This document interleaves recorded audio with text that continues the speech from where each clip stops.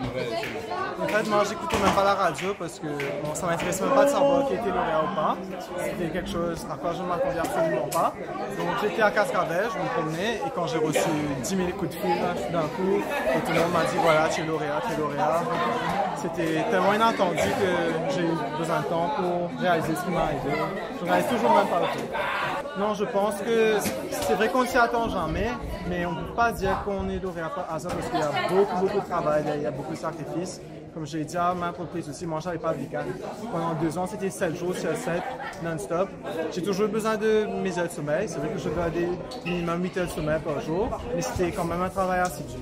Mais ce qui, je pense qui nous différencie ici au collège Sainte-Marie, c'est qu'on met quand même une grande emphase sur les activités extrascolaires. Comme moi, j'étais actif dans le social aussi.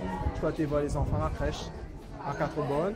Ça n'a jamais été que le côté académique, même si, bien sûr, l'étude. J'avais déjà fait quelques applications pour des études en loi et en économie en France. Maintenant que on m'offre une bourse, peut-être que je vais essayer d'aller voir ailleurs aussi, mais je ne sais pas, je ne me suis pas encore fixé au fait. Mais j'ai toujours eu le droit en tête, j'ai toujours voulu faire du droit. Le collège Sainte-Marie est un collège catholique, payant, mixte, donc nous avons enfants et filles, et nous à Palma. Nous existons bientôt 10 ans. C'est un joli cadeau parce qu'en janvier, nous gagnons 10 ans. Et donc là, le sentiment important, c'est beaucoup de joie, beaucoup de fierté. Le collège mérite ce résultat-là et c'est un beau cadeau que Hugo nous fait à l'établissement.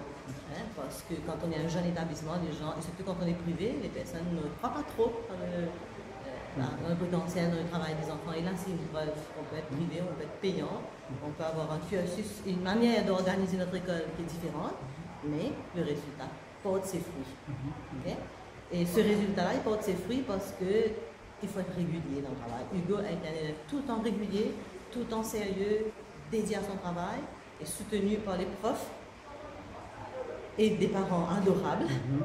Ça ne pouvait pas être autrement.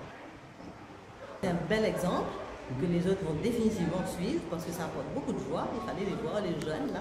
Nous espérons avoir au moins encore un l'année prochaine et encore l'année d'après. Pourquoi? Parce que ça n'a pas été une année facile. Toute responsabilité pour la première année, toute tâche pour la première année, c'est tellement challenging. And it was worth the challenge.